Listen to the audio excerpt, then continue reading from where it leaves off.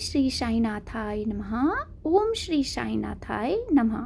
श्री साईं सचरित्र मूल ग्रंथ।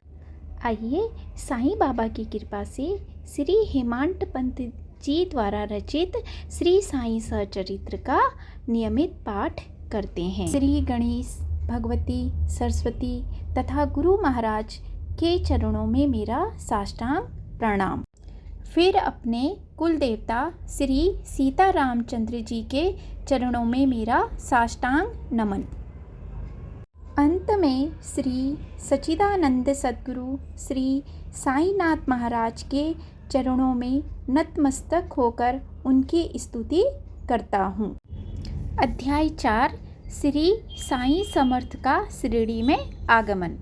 ईश्वर की वंदना के आगे आने वाले 2 अध्यायों में ग्रंथ लेखन का ध्येय, किनके लिए इसकी रचना की गई है और ग्रंथ के विषय के साथ उसके संबंध का वर्णन किया जा चुका है। अब आप धरती पर संतों के अवतार लेने का प्रयोजन सुने। दूसरे शब्दों में कहा जा सकता है कि संतों को मानव शरीर धारण करने जैसे कठिन कार्य करने की क्या आवश्यकता है। आदरणीय श्रोतागण, मैं तो आपके चरणों की धूल मात्र हूँ। मुझे कोई शर्म महसूस नहीं होती जब मैं विनय पूर्वक आपसे इन कथाओं को ध्यानपूर्वक सुनने की प्रार्थना करता हूँ। संतों की कथाएं आनंददायक और सुखकारी होती हैं। उन कथाओं में साईं की जीवन गाथा अमृत के समान मधुर है। उनके परम भक्त इन कथाओं का रसपान कर आनंद के सागर में डूब जाएं, ऐसी हमारी कामना है।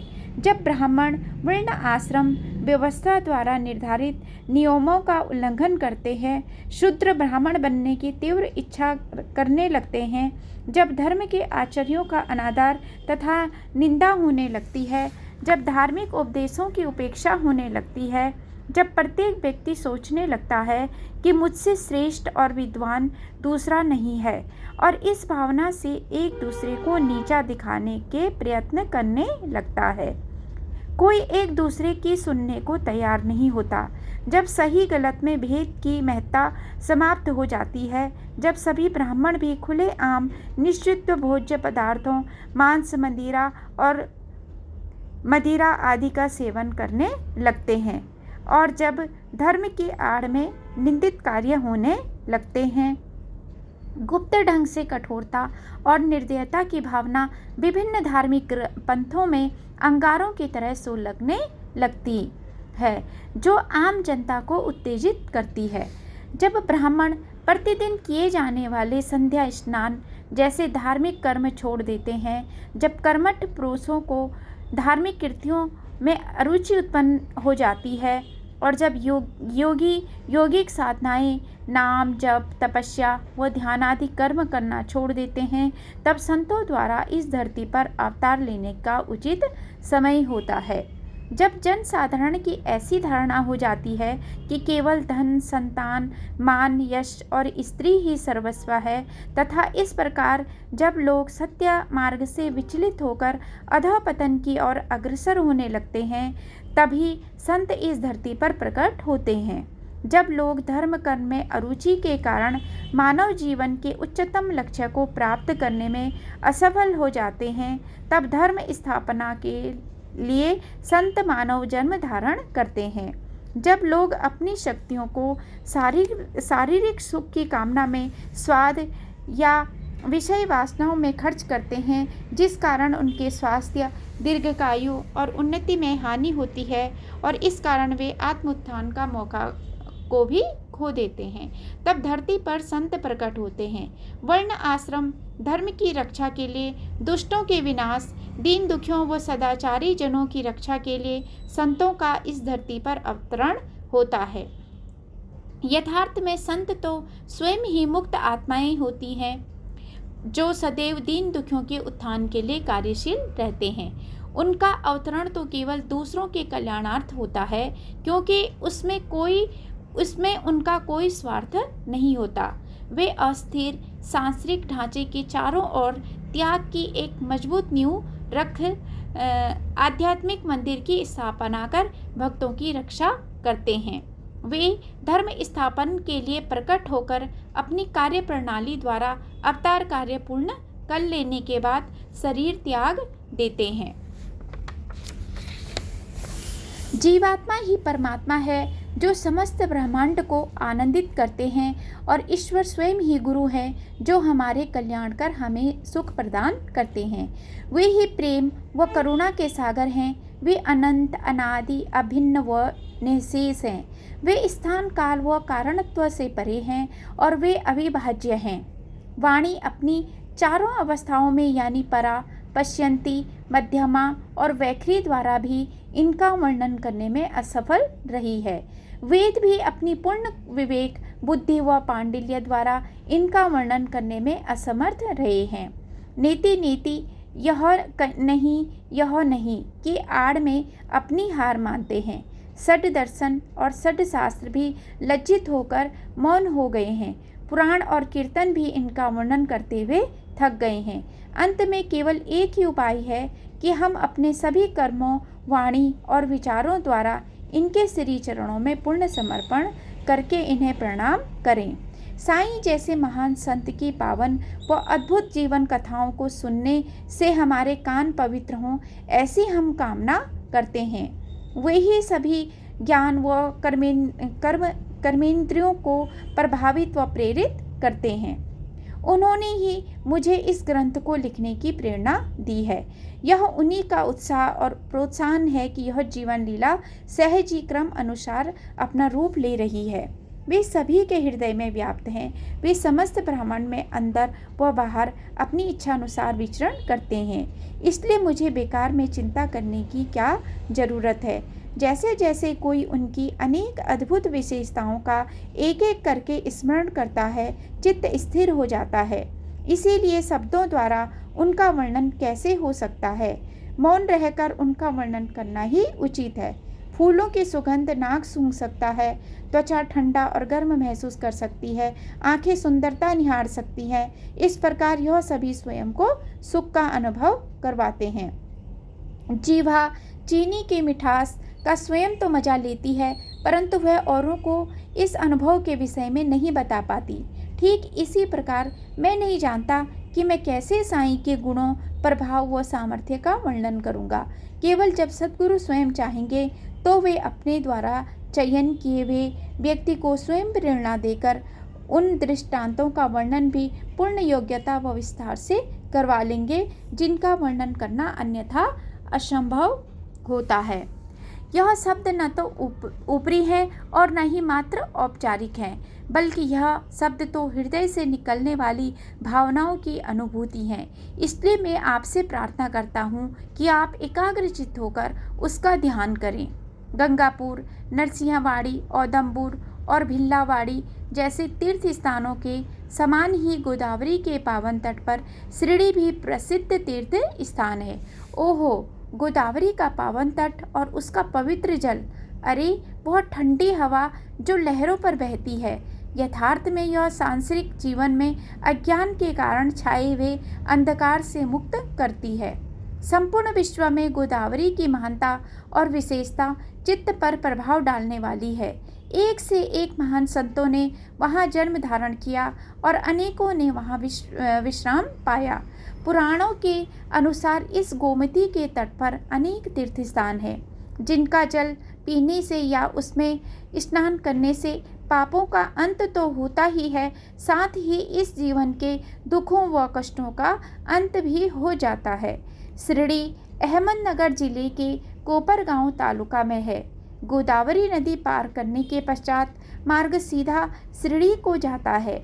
गोदावरी नदी के तट के उस पार पहुंचकर जैसे ही तांगा नीम गांव में प्रवेश करता है, जो नदी तट से 6 मील की दूरी पर है, तो वहां से शिरडी दृष्टिगोचर होने लगती है। निरवतीनाथ, ज्ञानदेव, मुक्ताबाई, नामदेव, जनाबाई, गोरा, गोणई, तुकाराम, नरहरी, नरसी भाई, सजन कसाई, सामवंता माली, यह सभी प्राचीन काल के संत हैं। इनके अलावा अर्वाचीन काल में भी कुछ संत हुए हैं। इन सभी महान व पावन संतों ने इस संसार को एक परिवार के समान माना है और दुखी व कष्टों से पीड़ित लोगों को अपनी शरण में लिया है। महान संत रामदास संसार को पापों से मुक्त कराने के लिए गोदावरी तट को छोड़कर कृष्णा नदी के तट पर प्रकट हुए। उसी प्रकार योगियों में श्रेष्ठ श्री साईं ने गोदावरी के समीप भाग्यशाली शिरडी में संसार को मुक्ति दिलाने के लिए अवतार लिया। पारस अपने स्पर्श से लोहे के टुकड़ों को सोना बना देता है और पारस की तुलना संतों से की जाती है, परंतु संतों की कार्य प्रणाली इतनी विलक्षण अद्भुत होती है कि वे अपने भक्त का पूर्ण रूप से परिवर्तन कर उसका उत्थान करते हैं। वे उसे अपनी जैसी उच्च अवस्था की प्राप्ति करवा देते हैं। उन्हें सभी भेदों के असर से ऊपर उठाकर पूर्ण विश्व जड़ व चेतन में ब्रह्मा का दर्शन और इस संसार की रचना को परमात्मा की ही लीला मानने को सक्षम बनाते हैं। और इस प्रकार जब पूर्ण ज्ञान की प्राप्ति हो जाती है कि यह संपूर्ण ब्रह्मांड और कुछ नहीं, केवल मैं ही मैं हूँ, इस प्रकार की अनुभूति होने पर कैसा आनंद का अनुभव होगा, इसका वर्णन कौन कर सकता है। इस स्थिति को प्राप्त कर लेने वाला तो पवित्रता, पावनता और पुण्य आत्मा की उच्चतम अवस्था प्राप्त कर लेता है।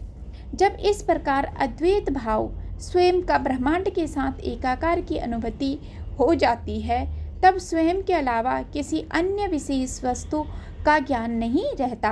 तब किसका डर और किससे धोखा और बैर।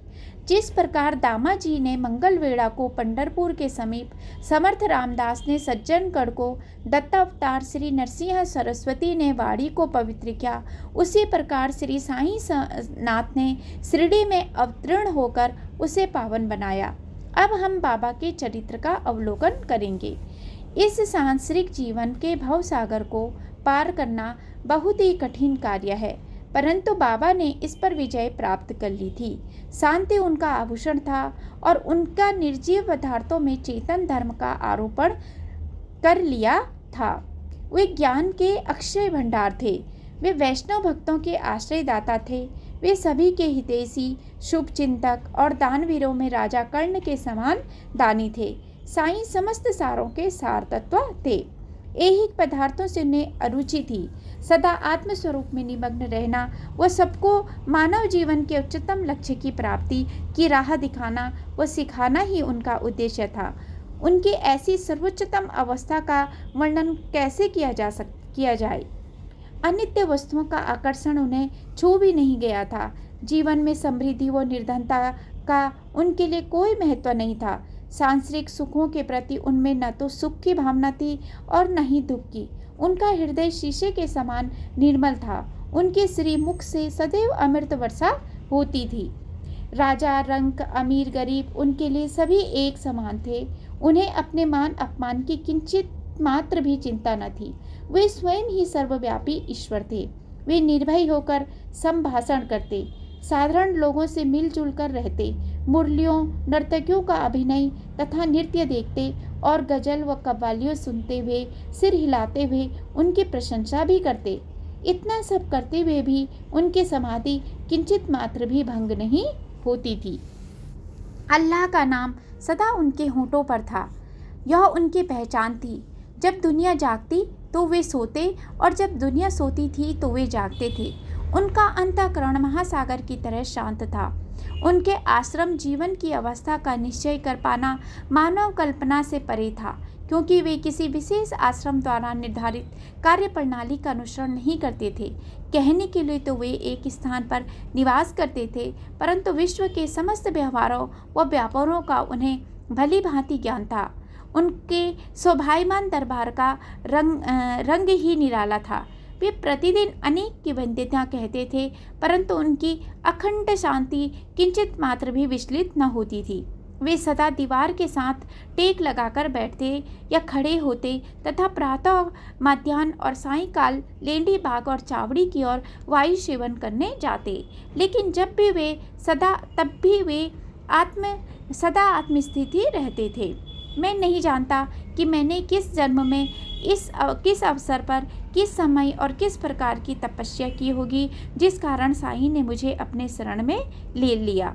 क्योंकि मैं तो जन्म से ही कपटी हूँ, इसीलिए मैं यह दावा कैसे कर सकता हूँ कि यह मेरी तपस्या का फल है। नहीं, यह तो श्री साईं का कपटी, तुच्छ व कमज़ोर लोगों के प्रति भी प्रेम भाव है, और निश्चय ही यह कुछ और नहीं बल्कि उनकी कृपा ही है। स्वतः सिद्ध होकर भी वे साधकों के समान आचरण करते थे। वे विनम्र, दयालु तथा अभिमान रहित थे। वे सदा दूसरों को सुख पहुंचाया करते थे।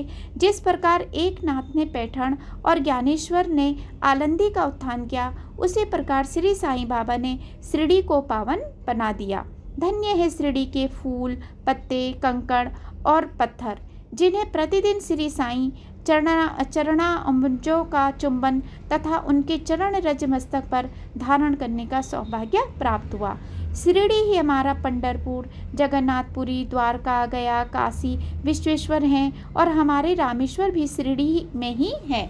केवल शिरडी ही हमारा बद्री केदार, हमारा नासिक, त्र्यंबकेश्वर, उज्जैन, महाकालेश्वर तथा गोकर्ण महाबलेश्वर है। शिरडी में साईं का पावन सानिध्य ही हमारा आगम, धर्म पुस्तकें, जिनके आधार पर मंदिर में पूजा और धार्मिक कार्य किए जाते हैं, और निगम धर्मशास्त्र हैं। केवल वे ही इस सांसारिक जीवन में आने वाले दुखों और कष्टों को शांत करने का एकमात्र उपाय हैं, और वे ही मुक्ति प्राप्त करने का सरल साधन है। साईं समर्थ का दर्शन हमारे लिए योग साधन है, और उनके साथ वार्तालाप करने से समस्त पाप नष्ट हो जाते हैं। उनका पाद सेवन करना तो गंगा, यमुना और सरस्वती यानी त्रिवेणी प्रयाग में स्नान के समान है, तथा चरणामृत पान करने मात्र से ही समस्त इच्छाओं की तृप्ति होती है। उनकी आज्ञा हमारे लिए वेद के वचनों या सत्य उपदेशों के समान है। उनका प्रसाद तथा उदी ग्रहण करने से चित्त की शुद्धि होती है। केवल साईं ही हमारे पर ब्रह्मा हैं, वे ही मानव जीवन का परम लक्ष्य भी हैं। श्री साईं स्वयं ही श्री कृष्ण श्री राम हैं, वे नित्य ही हमें शरण देने वाले हैं। साईं सदैव सुख दुख, प्रेम, सरीखे, क्रोध, द्वंद्वों से परे रहते हैं तथा कभी निराश व हताश नहीं होते। वे सदा आत्मस्थित चैतन्य घन रहते हैं। वे आनंद की मंगल मूर्ति हैं। कहने को तो शिरडी उनका मुख्य केंद्र था, परंतु उनका कार्य क्षेत्र पंजाब, कलकत्ता, उत्तरी भारत, गुजरात, ढाका, कोंकण, कर्नाटक से लेकर संपूर्ण भारत तक ही विस्तृत था। शिरडी में साईं की समाधि सभी संतों द्वारा एकत्रित होकर मिलने का एकमात्र स्थान है, जहाँ हर कदम पर व्यक्ति सांसारिक बंधनों से मुक्त हो जाता है। इस समाधि के केवल दर्शन मात्र से इस मानव जन्म के ध्येय की प्राप्ति हो जाती है। अरे, मैं किस प्रकार उन सौभाग्यशाली भक्तों के भाग्य का वर्णन करूं, जिन्हें अपना सारा जीवन साईं की सेवा में लगा दिया। मस्जिद और बाड़ा, समाधि मंदिर की छत पर सुंदर ध्वज हवा में लहराते हैं, मानो कि भक्तों को हाथों से इशारा करके पुकार रहे हों। बाबा एक महंत या साधु के रूप में प्रसिद्ध हो गए, और उनकी कीर्ति एक गांव से दूसरे गांव तक फैलने लगी। कुछ उन्हें सच्चे हृदय से प्राण लेकर प्रार्थना करते, कई भक्त का हृदय तो केवल उनकी दर्शन से ही शांत हो जाता। शुद्ध अथवा अशुद्ध हृदय के व्यक्तियों को भी केवल बाबा के दर्शन से ही चित्त को परम शांति मिल जाती। लोग मन ही मन चकित रह जाते। साईं बाबा शिरडी में भक्तों को उसी आनंद का अनुभव करवाते जैसा कि पंढरपुर में विट्ठल रखुभाई के दर्शन से मिलता था। अगर कोई सोचे कि यहाँ बहुत बड़ा चढ़ाकर वर्णन किया गया है, तो अपना संशय दूर करने के लिए विट्ठल के परम भक्त गौली बुआ के अनुभव का श्रवण करें। वे प्रतिवर्ष वारकरी लेकर पंढरपुर जाते और लौटते समय बाबा के प्रति प्रेम भाव के कारण श्री साईं के दर्शनार्थ शिरडी आते। सामान ढोने के लिए एक गधे व अपने साथ के लिए एक शिष्य को लेकर बुआ रामकृष्ण हरि का जप करते हुए तीर्थ यात्रा के लिए निकले। 95 वर्ष के वयोवृद्ध चतुर्मास 4 मास आषाढ़ से कार्तिक तक गंगा तट पर और बाकी के 8 मास पंढरपुर में निवास करते। इन्हीं तीर्थ यात्राओं के दौरान वे वर्ष में एक बार बाबा के दर्शन अवश्य करते। बाबा पर उनका अगाध प्रेम था। वे बाबा की ओर एक टक निहारते और नम्रतापूर्वक कह उठते थे कि ये तो श्री पंढरीनाथ श्री विट्ठल के अवतार हैं, जो अनाथ नाथ दीन दयालु और दीनों के नाथ हैं। क्या कोई केवल रेशमी किनारों वाली धोती पहनकर ही संत बन सकता है? कदापि नहीं। उसके लिए तो अपनी हड्डियों को घिसना पड़ता है, अपने लहू को पानी में बदलना पड़ता है, और ऐसा करने के लिए स्वयं कठोर परिश्रम करना पड़ता है। अकारण ही कोई ईश्वर कैसे बन सकता है? परंतु वास्तव में वे साईं और केवल वे ही पंडरी राव हैं। पूर्ण विश्वास है कि यह संसार मायावी है और समझना चाहे कि यह सब ईश्वर की ही लीला है। जब ईश्वर के परम भक्त के इस प्रकार के शब्द हों, जो कि पंढरीनाथ की भक्ति में पूर्ण रूप से समर्पित हो चुके हों, तो फिर मुझ जैसे अधम प्राणी को क्या अनुभव हो सकता है? श्रोतागण स्वयं ही इसका अनुभव करें। श्री साईं बाबा की ईश्वर चिंतन और भजन में विशेष अभिरुचि थी। वे सदैव अल्लाह मालिक पुकारते तथा भक्तों से अपने सामने नाम सप्ताह, एक सप्ताह तक लगातार दिन रात ईश्वर का नाम जप करवाते थे। एक बार उन्होंने दासगणों को नाम सप्ताह करने की आज्ञा दी। दासगणों ने बाबा से कहा कि आपकी आज्ञा मुझे शिरोधार्य है, परंतु इस बात का आश्वासन मिलना चाहिए कि सप्ताह के अंत में विट्ठल भगवान अवश्य प्रकट होंगे।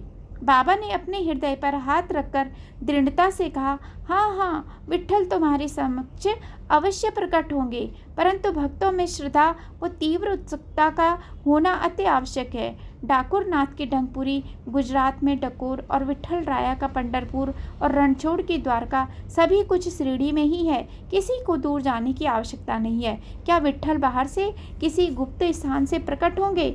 जब भक्तों में श्रद्धा, प्रेम और भक्ति का स्रोत प्रभावित होगा तो विट्ठल स्वयं ही यहाँ प्रकट हो जाएंगे। वे तो यहीं विराजमान हैं।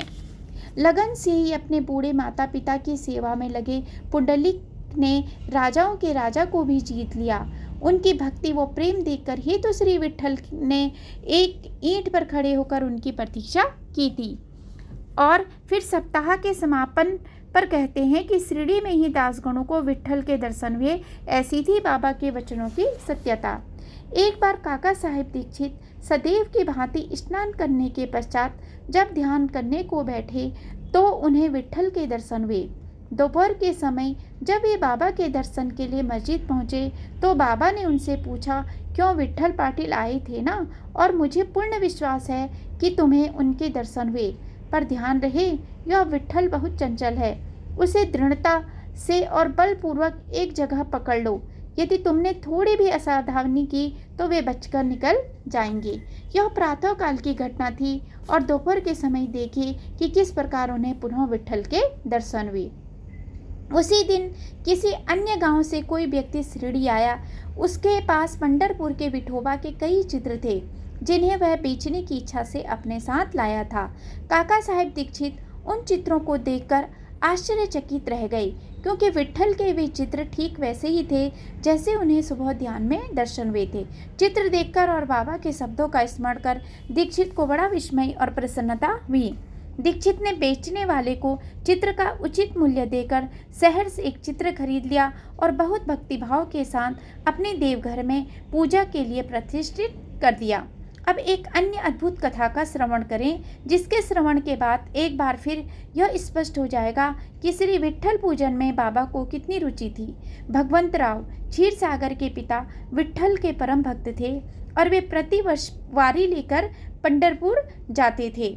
उनके घर के पूजा कक्ष में विट्ठल की एक मूर्ति थी जिसकी वे प्रतिदिन पूजा करते थे, परंतु पिता की मृत्यु के पश्चात भगवंत राव ने पूजा, निवेद आदि समस्त कर्म करना छोड़ दिया।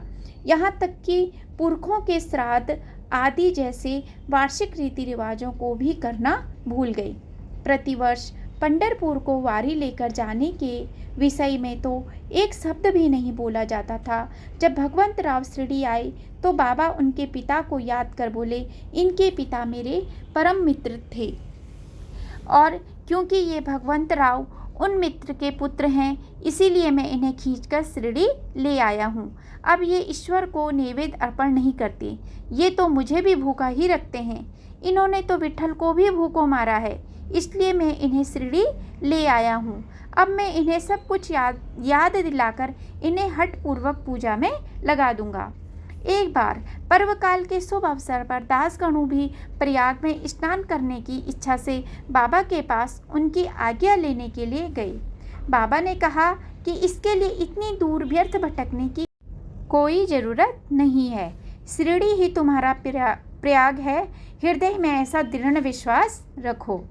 और सचमुच आश्चर्य, महान आश्चर्य, जैसे ही दासगणु ने अपने हाथ बाबा के चरणों पर रखे, उनके दोनों श्री चरणों में से बूंद बूंद करके जल बहने लगा। बाबा के श्री चरणों से निकलने वाली जल बूंदें पतित पावनी गंगा और यमुना के संगम की पवित्र जलधारा की प्रतीक थी। यह चमत्कार देखकर दासगणु भाव विभोर हो गए। वह उनका प्रेम और भक्ति उमड़ पड़ी। बाबा की कृपा कितनी महान है, यह सोचकर उनकी आंखों से खुशी और कृतज्ञता की अश्रुधारा बहने लगी। उनके हृदय प्रेम से भर आया। उन्हें कुछ अंतःस्फूर्ति हुई। वह उनके मुख से श्री साईं बाबा की अद्भुत विशेषताओं, शक्तियों और अगाध लीलाओं का पद्यात्मक गीत स्वतः ही प्रस्फुटित हो गया। दासगणों को यह पद मोहित करने वाला है। जैसे कि पहले वचन दिया गया है, इसको सुनने के इच्छुक श्रोताओं को इस प्रभावशाली गीत को सुनाने का यह अति उत्तम समय है।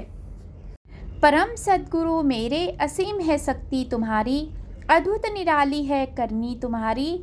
मूढ़न को भवसागर पार लगाते, नैया तुम्ही हो खेवन हारे।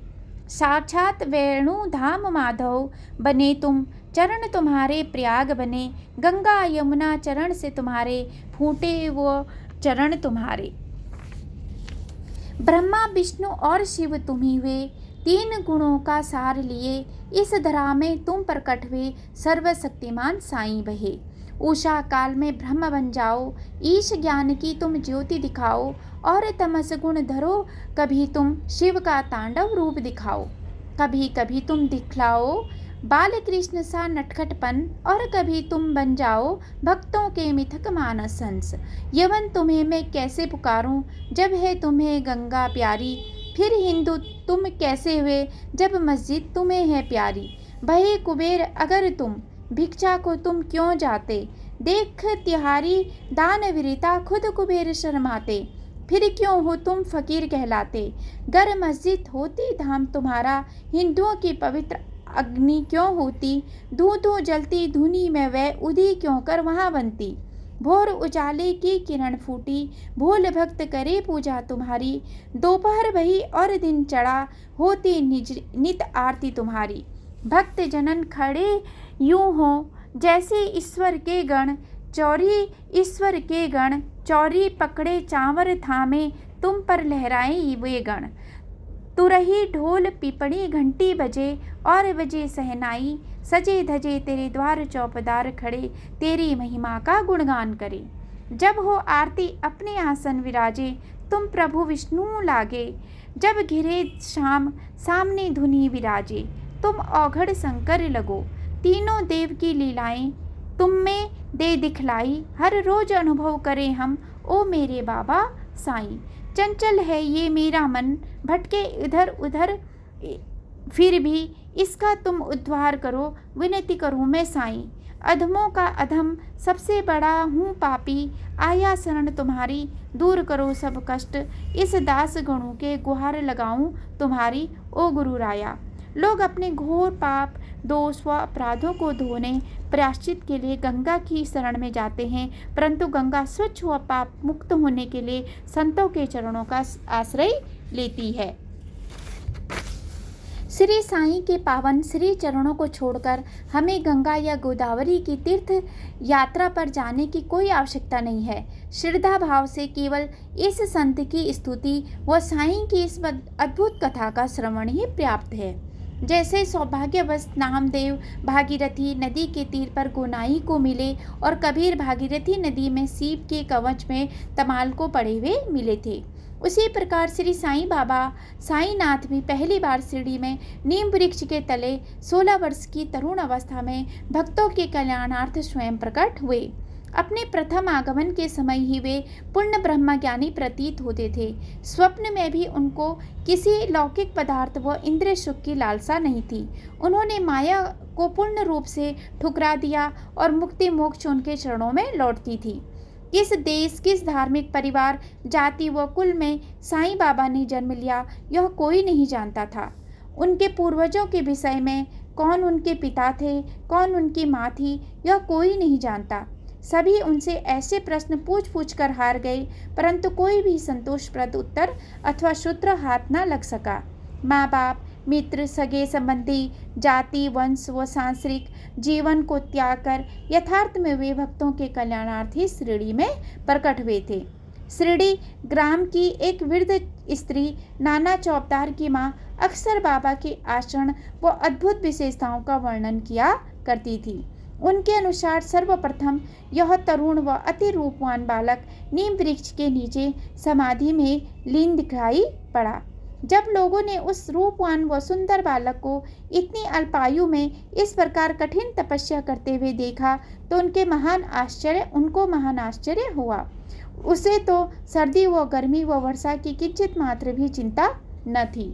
इतनी कम आयु और इतना कठोर आत्मसंयम। गांव वाले तो यह देखकर आश्चर्यचकित थे।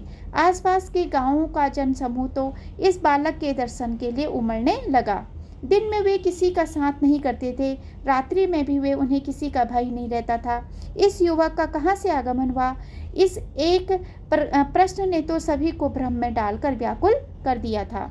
उनका चेहरा कितना सौम्य था, उनकी बनावट तथा आकृति कितनी सुंदर थी। उन्हें एक बार देखने मात्र से ही हृदय में प्रेम उमड़ने लगता था। वे सदा नीम वृक्ष के नीचे बैठे रहते थे और किसी के द्वार पर न जाते थे। सभी बहुत हैरान थे, कितना असाधारण था यह बालक, इतनी सी अल्पायु में कितना मनभावन और सुंदर रूप। अरे वह दिन रात खुले में कैसे रहता होगा। यद्यपि वे देखने में युवक प्रतीत होते थे, परंतु इनका आचरण महात्माओं की सदृश था। वे प्यार और वैराग्य की साक्षात प्रतिमा थे।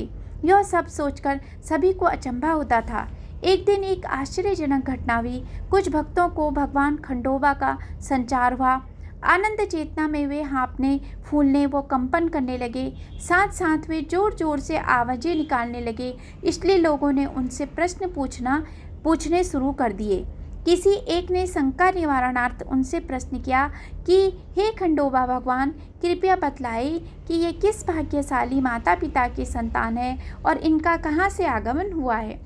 तब भगवान खंडोबा ने कहा, जाओ, जाकर एक कुदाली लाओ और जिस निर्दिष्ट स्थान पर मैं संकेत करूँगा उस स्थान को खोदो। अपनी कुदाली से उस स्थान को खोदो और तुम्हें इस बालक के विषय में उत्तर मिल जाएगा। फिर गांव की दीवार के समीप उसी नीम वृक्ष के नीचे तब तक खोदा गया जब तक कुछ ईंटों को हटाते ही एक द्वार दिखा। जहाँ धातु के 4 दीप जल रहे थे। उस तहखाने का प्रवेश द्वार चक्की के एक पत्थर से बंधा था। तहखाने का फर्श चूना पत्थर का था। वहाँ लकड़ी का बैठने का स्थान था। एक गौमुखी व जप करने की सुंदर मालाएं पड़ी हुई थी। तब भगवान विठोबा बोले, इस युवक ने इस स्थान पर 12 वर्ष तपस्या की है। यह सुनकर सभी विस्मय से युवक से इस विषय में प्रश्न करने लगे, परंतु चंचल युवक ने हंसी में बात को टालते हुए उन्हें बिल्कुल ही अलग कहानी सुना दी। यह मेरे गुरु का स्थान है और मेरी अमूल्य व पवित्रतम संपत्ति है। आप इसे पूर्ववत बंद कर इसकी भली भांति रक्षा करें। लोगों के अनुसार ऐसा बाबा ने वहाँ उपस्थित लोगों से कहा, परंतु मेरी जीवा ऐसा क्यों कह रही है कि बाबा ने कहानी को नया मोड़ दे दिया। मैं स्वयं अपने पर हैरान था। मैं बाबा के विषय में इस प्रकार क्यों सोच रहा हूँ, परंतु अब मुझे लग रहा है कि बाबा ने स्वाभाविक हंसी में ऐसा कहा होगा। बाबा को हंसी मजाक करना बहुत प्रिय था। हो सकता है कि वह तहखाना उनका अपना निवास स्थान ही हो, परंतु उसे अपने गुरु का कहने में किसी का क्या नुकसान, क्या उसकी महत्ता पर किसी प्रकार का बुरा प्रभाव पड़ता है।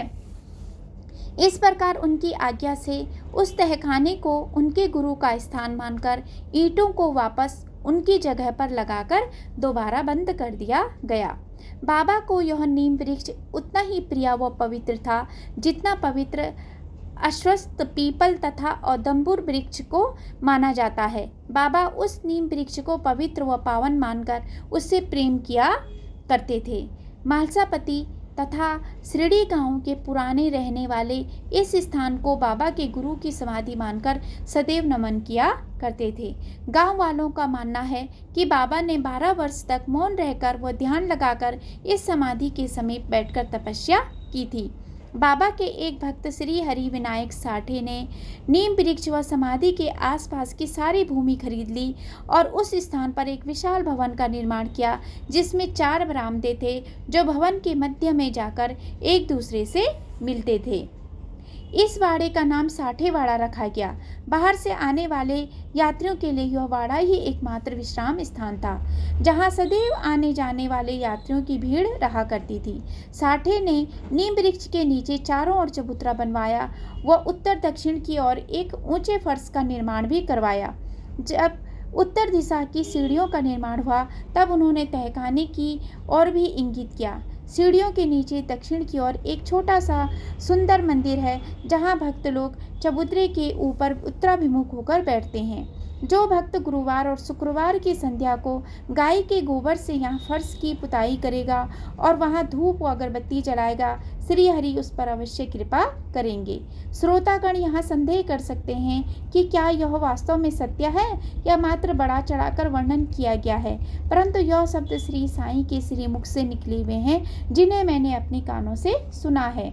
यह कोई भी कथन मेरे द्वारा रचा हुआ नहीं है। मन में किसी प्रकार की शंका न करना, उन्होंने स्वयं इन वचनों को चुना है। वे आज भी हमारे बीच मौजूद हैं। इसके बाद दीक्षित वाड़े का निर्माण हुआ। यह विशाल भवन भी यात्रियों का विश्राम स्थान था। इसके कुछ समय बाद श्री बूटी ने पत्थर के एक विशाल भवन का निर्माण करवाया। दीक्षित पहले से ही अपने धार्मिक स्वभाव के कारण प्रसिद्ध थे। वे भक्ति और विश्वास की साक्षात मूर्ति थे। अपने इंग्लैंड प्रवास के दौरान ही उनमें आध्यात्मिक जिज्ञासा के बीज बोए गए थे। यहाँ श्रोतागण प्रश्न पूछना चाहेंगे कि मथुरा, काशी और द्वारका जैसे पावन तीर्थ स्थानों को छोड़कर उनकी आध्यात्मिक यात्रा इंग्लैंड से कैसे शुरू हुई, जिसका कि उस समय के हिंदू रीति रिवाजों के अनुसार बहिष्कार किया हुआ था। इस प्रकार की शंका करना तो सुनने वालों के लिए स्वाभाविक है, परंतु सभी श्रोतागण मुझे माफ़ करेंगे अगर इसका उत्तर देने में कुछ अलग विचार रखूंगा, जिसकी वे यथार्थ में प्रशंसा करेंगे। दीक्षित ने काशी, प्रयाग, बद्री, केदार, मथुरा, वृंदावन, द्वारकापुरी आदि पवित्र तीर्थ स्थानों की यात्रा का शुभ फल तो पहले से ही एकत्रित कर लिया था। इसके अलावा अपने पिता की धर्मपरायणता और अपने सौभाग्य व पूर्व जन्मों के शुभ कर्मों के फलस्वरूप उन्हें श्री साईं के दर्शन का शुभ अवसर प्राप्त हुआ। इस दर्शन का मुख्य कारण उनकी पंगुता थी और वही उनके भाग्य व ईश्वर की इच्छा भी थी। अपने इंग्लैंड प्रवास के दौरान पांव फिसलने से उनके पैर में चोट आ गई थी, जिस कारण उनकी टांग दुर्बल हो गई थी।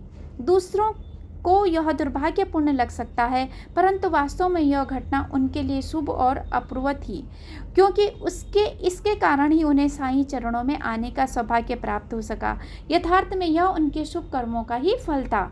दीक्षित की भेंट चांदोरकर से हुई, जिनसे उन्हें साईं बाबा की कीर्ति व यश के विषय में पता चला। चांदोरकर बोले, आप उनके दर्शन की विलक्षणता को देखना, आपकी पंगुता उसी क्षण दूर हो जाएगी। दीक्षित ने टांग की पंगुता की अधिक महत्व न देकर बाबा से अपने मन की पंगुता को दूर करने की प्रार्थना की। यह मानव ढांचा तो केवल मांस, हड्डियों, खून व चमड़े का झोला है, मात्र सभी नश्वर व सांसारिक कार्यकलापों से लदा हुआ ठेला। टांग की पंगुता रह जाने से क्या कोई फर्क पड़ता है? सन 1909 नवंबर माह का दूसरा दिन था जब प्रथम बार दीक्षित ने बाबा के पावन दर्शन किए। उसी वर्ष यानी 1909 में वे दोबारा दिसंबर में बाबा के दर्शनार्थ शिरडी आए। इस बार उन्हें प्रेरणा भी कि वे शिरडी अधिक समय के लिए रहें। शुरू में उनके मन में विचार आया कि वे अपनी कंपनी के 25 शेयर बेचकर भक्तों के रहने के लिए लोहे की चादरों की छत से बने एक सेट छप्पर का निर्माण करवाएं। परंतु बाद में वे उन्होंने एक बाड़ा बनवाने का निर्णय लिया और अगले ही वर्ष भवन निर्माण के शुभ कार्य की नींव रखकर निर्माण कार्य आरंभ कर दिया। बाबा की आज्ञा प्राप्त कर वे उस कार्य आरंभ करने का शुभ संकेत मानकर इस वाड़े का शिलान्यास दिनांक 9/12/1910 को किया गया। जैसे भाग्य की इच्छा दीक्षित के भाई, जो न्योता देने के बावजूद भी वहां नहीं आते थे, वे भी उस शुभ दिन व शुभ मुहूर्त के समय से पहले ही वहां उपस्थित हो गए। श्री दाता साहेब खारपटे अकेले ही काफ़ी समय पहले से शिरडी आए हुए थे, परंतु उन्हें बाबा से वापस घर जाने की आज्ञा लेने में कुछ कठिनाई आ रही थी। 10 दिसंबर को ही खारपटे को वापस घर जाने की वह दीक्षित को भवन का शिलान्यास करने की आज्ञा प्राप्त हुई। यह दिन एक अन्य कारण से भी महत्वपूर्ण है। इसी दिन भक्ति और प्रेम भाव से बाबा के चावड़ी में विश्राम करने से पूर्व चावड़ी में रात्रि की आरती का शुभारंभ हुआ। कुछ समय में वाड़ी का संपूर्ण रूप से बन जाने पर सन 1911 में रामनवमी के शुभ अवसर पर यथाविधि गृह प्रवेश की विधि संपूर्ण की गई। इसके बाद नागपुर के प्रसिद्ध श्रीमंत बूटी ने बहुत धनराशि लगाकर बूटी वाड़े का निर्माण करवाया। उनकी समस्त निधि सार्थक हो गई, क्योंकि समाधि उपरांत बाबा का शरीर अब वहीं विश्रांति पा रहा है और अब बूटीवाड़ा समाधि मंदिर के नाम से प्रसिद्ध है। जहां पहले एक भी वाड़ा नहीं था, वहां अब कुल 3 वाड़ों का निर्माण हो गया, परंतु उन शुरू के दिनों में सभी वाड़े के लिए सभी उपयोगी साठे वाड़ा ही था। इस साठे वाड़े की महत्ता एक अन्य कारण से भी है। शुरू में इस स्थान पर एक बगीचा था, जिसमें बाबा स्वयं अपने हाथों से पौधों को सींचते थे और उनकी देखभाल किया करते थे। इस बगीचा का संक्षिप्त वर्णन अगले अध्याय में किया जाएगा। हेमांड अपने श्रोताओं के साथ श्रद्धापूर्वक श्री साईं के पावन चरणों में प्रणाम करते हैं।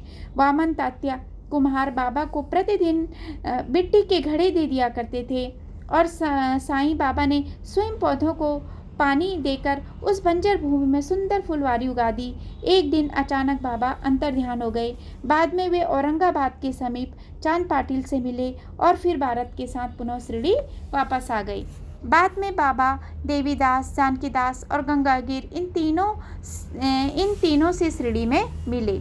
फिर बाबा को मोहिनुद्दीन के साथ कुश्ती हुई और उसके बाद बाबा ने मस्जिद में आकर रहना शुरू कर दिया। उनका श्री डेंगले के प्रति प्रेम व अन्य भक्तों का उनके आसपास एकत्र होना, इन सभी घटनाओं का वर्णन अगले अध्याय में किया जाएगा, जिन्हें ध्यानपूर्वक पढ़ा व सुना जाएगा। हेमांड सच्चे हृदय से साईं के चरणों में प्रणाम कर उनकी शरण ग्रहण करते हैं। सभी का कल्याण हो। यहाँ श्री साईं समर्थ सचरित का 4था अध्याय श्री साईं समर्थ का शिरडी में आगमन संपूर्ण होता है, जिसकी रचना भक्त हेमांड पंत ने सदाचारी व संतों की प्रेरणा से की है।